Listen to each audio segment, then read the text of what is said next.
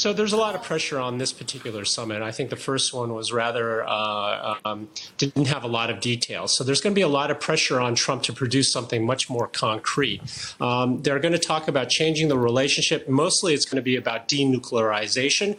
The North Koreans are going to want it to happen a little more slowly. The United States wants it to happen a lot more quickly, and it's all about the definition of what denuclearization is.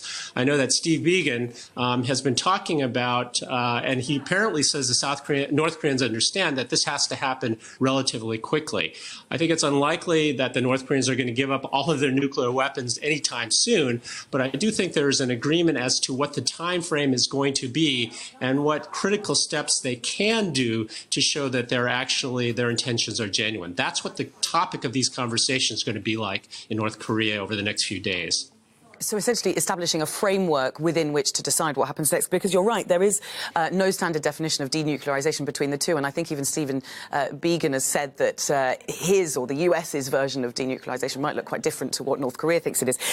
Once they do decide on that framework, how can those plants be checked in North Korea? Because at the moment they're not all open to access from US observers.